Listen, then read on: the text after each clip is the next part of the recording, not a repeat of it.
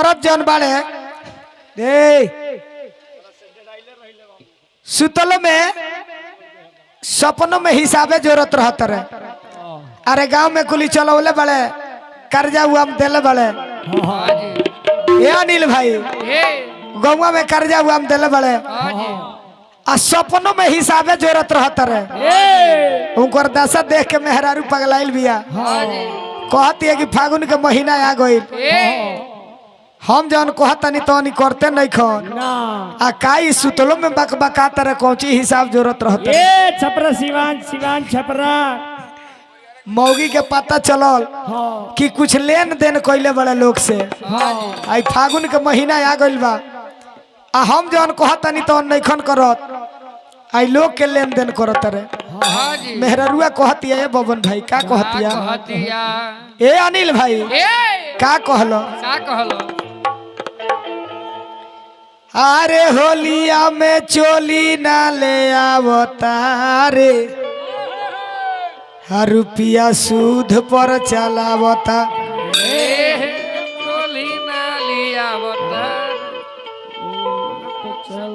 मेहरारू कहलो कि आज हमरा सब बात पता चल गई हम जौन कहतनी तनी नहीं खन करत आ काहे सुतला में बारात आ रे आज हमरा पता चलल बे बात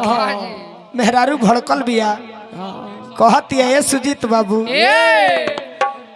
अरे होलिया में चोली ना ले आवतारे रुपया सूद पर चलावता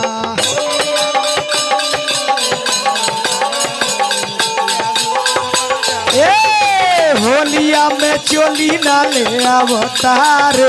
रुपया सूद पर चलावता होलिया में चोली ना ले आवतारे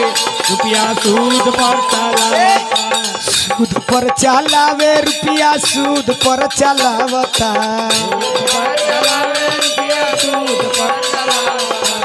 सूद पर चलावे रुपया सूद पर चलावता हर मेहरी के बड़ा तारा पावता रे रुपया सूद पर चलावता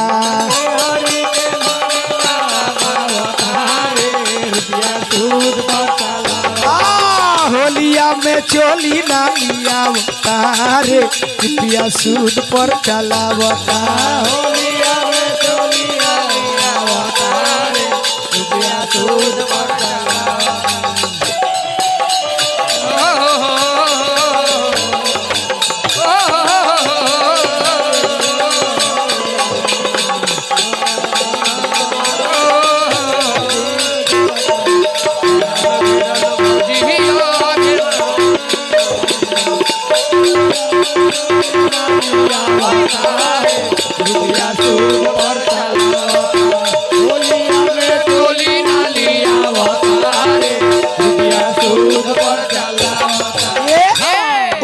कहे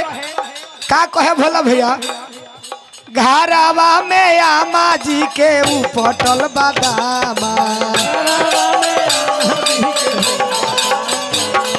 एक घरवा में आमा जी के उपटल बादामा घरवा में आमा जी के उपटल बादामा आ छोट की दया दिन सास मारतिया लामा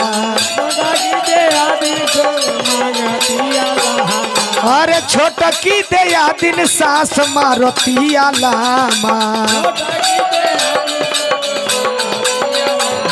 अरे कहियो ना डाकटर बोलावता रे रुपया सूद पर चलावता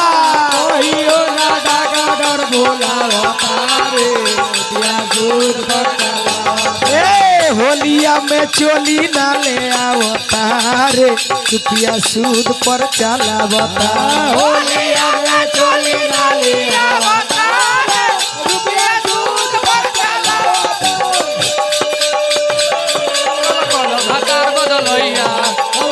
भातार बदलैया सखी कल कल भातार बदलैया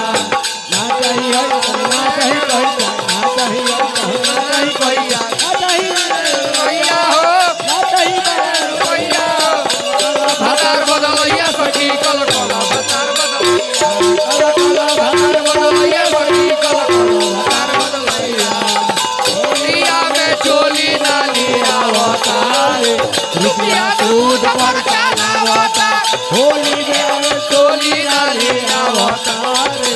रुपया सूद पर चलावता लास्ट में वो औरत कहे भोला भैया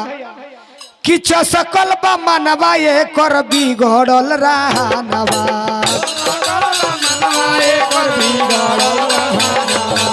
हमरो ना मानत बावे कहू कहानवा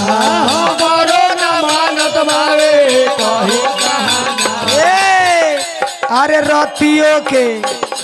अरे रतियों के सपना देखावता रे रुपया सूद पर चलावता देखावता रे रुपया सूद पर चलावता हाँ होलिया में चोली ना ले आवता रे रुपया सूद पर चलावता